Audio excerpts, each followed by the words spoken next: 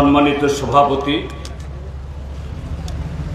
আমাদের পার্টির বর্ষিয়ান নেতা কমরেড বিকাশ দেববর্মা, এখানে উপস্থিত আছেন আমাদের পার্টির কেন্দ্রীয় কমিটির অন্যতম সদস্য প্রাক্তন মন্ত্রী কমরেড তপন চক্রবর্তী, আমাদের পার্টির রাজ্য সম্পাদক মণ্ডলীর অন্যতম সদস্য প্রাক্তন বিধায়ক কমরেড রাজেন্দ্র রিয়াং এবং আমাদের পার্টি রাজ্য কমিটির নেতা কমরেড স্বপন বৈষ্ণব সহ আরও যারা আছেন। আর আজকে আমাদের পার্টির আহ্বানে আপনারা যারা এই সমাবেশে সমবেত হয়েছেন, শ্রদ্ধাভাজন অভিভাবক অভিভাবিকা, মায়েরা, বোনেরা এবং এই কুমারঘাট শহরে সুদী, দোকানি, পথচারী সমস্ত বন্ধুদের আমি আমাদের পার্টির তরফ থেকে এবং আমার নিজের তরফ থেকেও অভিনন্দন, শুভেচ্ছা, নমস্কার, আদাব এবং খুলুমখা জানাচ্ছি। যে চারটি ইস্যুর উপর ভিত্তি করে দেশব্যাপী আমরা প্রচার আন্দোলন সংগঠিত করছি,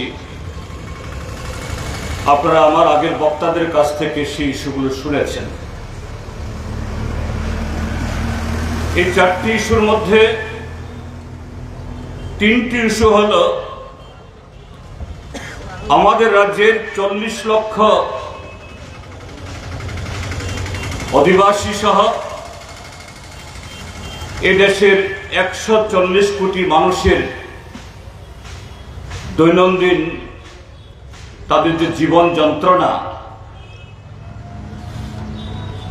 গত প্রায় 11 বছর ধরে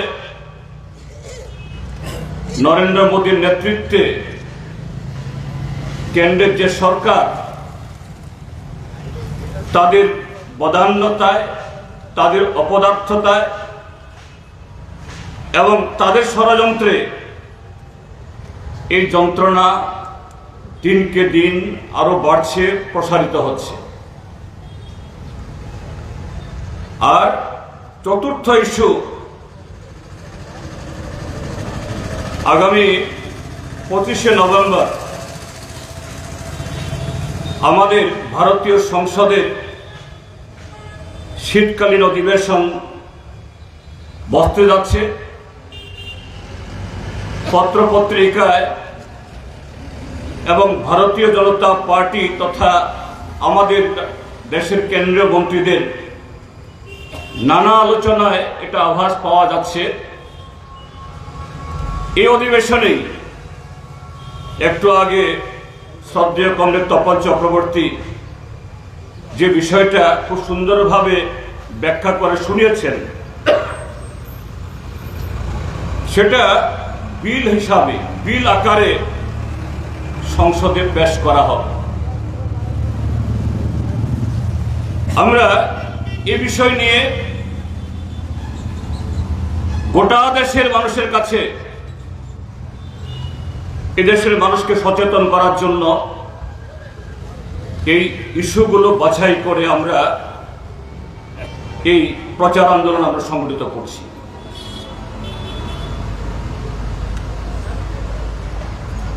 এক দেশ এক নির্বাচন সম্পর্কে তপনদার পরে আমার ব্যাখ্যার প্রয়োজন নেই, কিন্তু একটা জিনিস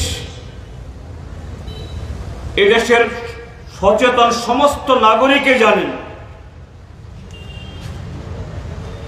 ভারতবর্ষে নরেন্দ্র মোদীর নেতৃত্বে, এর আগে মোদী সরকার বলতেন মোদী সরকার, মোদী সরকার, বিজেপি সরকার, এখন কিন্তু মোদী সরকার না, এখন বিজেপিরও একা সরকার না, এখন এনডিএ সরকার। নীতিশ কুমার আর চন্দ্রবাবু নাইডু যদি তাদের পায়া সরিয়ে এনে এই সরকার মুখ থুবড়ে পড়ে যাবে। এই সরকারের অর্থাৎ বর্তমান এনডিএ জোটের যত সংখ্যক সাংসদ আছেন 292 জন, এই 299 জনে মোটামুটি ভাবে শুধু বাজেট পাস হতে পারে, যেটাকে বলা হয় অর্থ বিল।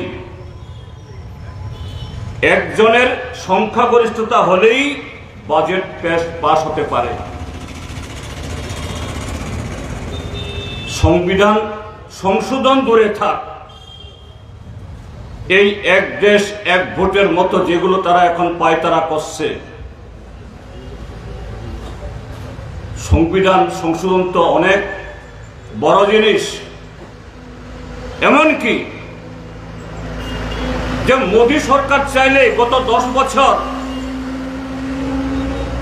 যেভাবে কোথায় কোথায় কৃষকদের অধিকার কেড়ে নিয়েছে, শ্রমিকদের অধিকার কেড়ে নিয়েছে,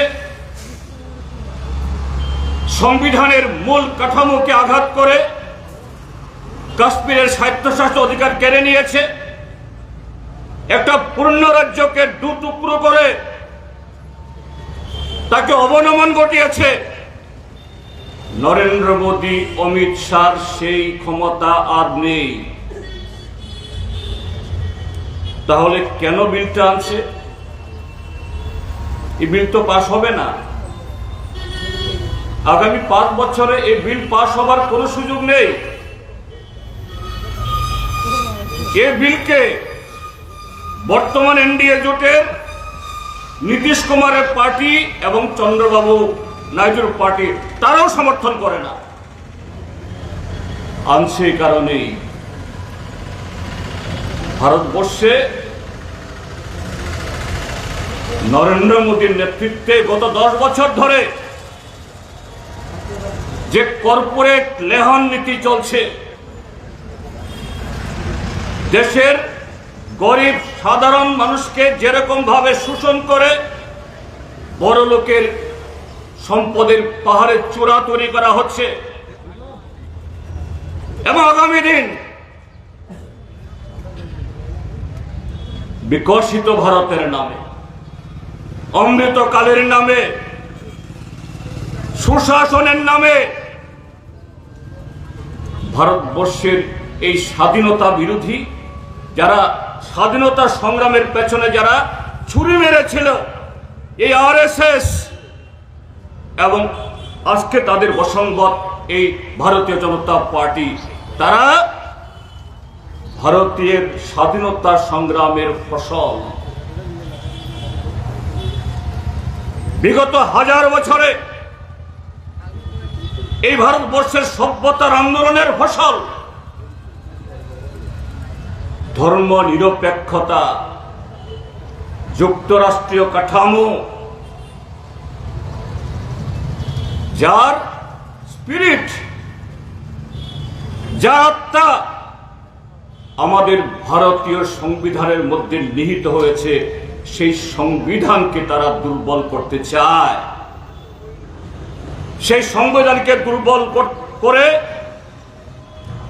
আদানি, আম্বানি এবং তাদের আরো কিছু পোষ্য যে সমস্ত একচেটিয়া পুঁজিপতি, তাদেরকে পুষ্ট করতে চায়। কাজেই মানুষের দৃষ্টিকে অন্যদিকে ধাবিত করতে হবে। মানুষকে সমস্ত বিভ্রান্তি, ভুল চিন্তার মধ্যে ঠেলে দিয়ে তাদের যে অকর্মণ্যতা, আজকে দেশের কৃষক ক্ষুব্ধ, শ্রমিক ক্ষুব্ধ, বেকার যুবকরা হতাশায় নিমজ্জিত, কিভাবে তাদেরকে আরো এরকম ভাবে বিচ্ছিন্ন করা যায়, সেই কারণে এক দেশ, এক নির্বাচন, কদিন বাদে বলবে এক দেশ এক নির্বাচন, শুধু না, শুধু এক নেতা, আর সেই নেতা একমাত্র নরেন্দ্র মোদী।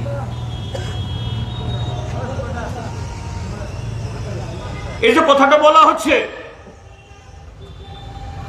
একসাথে পঞ্চায়েত, ভিলেজ কমিটি, মিউনিসিপ্যালিটি, বিধানসভা, লোকসভা হলে খরচ কমবে। হ্যাঁ, খরচ তো কিছু তো কমবেই, খরচ দিচ্ছি কিছু কমবে, কিন্তু সেই খরচ এটা কি অন্যভাবে মেটানো, অন্যভাবে সে খরচ করানোর কি সুযোগ নেই? এই যে এবার যে লোকসভা নির্বাচন গেল, ভারতীয় জনতা পার্টি একা যে পরিমাণ অর্থ ব্যয় করেছে, এপিডিআর নামে একটা এনজিও, একটা নিরপেক্ষ সংস্থা, তারা সমীক্ষা করেছে ভারতীয় জনতা পার্টি এবার এই নির্বাচন করতে গিয়ে যে পরিমাণ টাকা খরচ করেছে। এই যে কদিন আগে আমেরিকাতে একটা ভোট হলো, আমেরিকা তো দুইটা পার্টি, রিপাবলিকান এবং ডেমোক্রেটিক পার্টি, ডোনাল্ড ট্রাম্প আবার জিতে এসেছে। আমেরিকা হলো পৃথিবীর সবচেয়ে ধনী দেশ। এই আমেরিকাতে যত খরচপাতি হয় বিভিন্ন দলের এবং সরকারিভাবে, তারা সুষ্ঠুভাবে সে হিসাবটা প্রকাশ করে। ভারতবর্ষে এই বুর্জোয়া দলগুলো সে হিসাব দেয় না, কিন্তু এপিডিআর বলেছে আমেরিকাতে পৃথিবীর সবচেয়ে ধনী দেশে যত টাকা খরচ হয়েছে, বিজেপি তার চেয়ে দ্বিগুণ বেশি টাকা খরচ করেছে। নরেন্দ্র মোদী, ভারতীয় জনতা পার্টি যদি এই দেশের উন্নয়নের জন্য এত লালায়িত হন, এদের মন কাঁদে, ওই ইলেকটোরাল বন্ডের নামে যে হাজার হাজার কোটি টাকা, আরো নানাভাবে লক্ষ লক্ষ কোটি টাকা, কালো টাকা যেগুলো খরচ করেছে, আমরাও এই কুমারঘাটে, কৈলাসহরে, ধর্মনগরে, কাঞ্চনপুরে আমরা দেখি কিভাবে তারা পোস্টার ছড়ায়, কিভাবে এদের পতাকা তারা ছাপায়, কিভাবে খরচ করে। এগুলা কি ডিএম এর কাছে যে হিসাব দেওয়া হয় সেই হিসাবে উল্লেখ করা হয়? নরেন্দ্র মোদী এবং ভারতীয় জনতা পার্টি যদি জনগণের প্রতি এতই দরদি হন, এতই সৎ হন, হিসাব প্রকাশ করুন। তাকে দেশের জনগণকে এইভাবে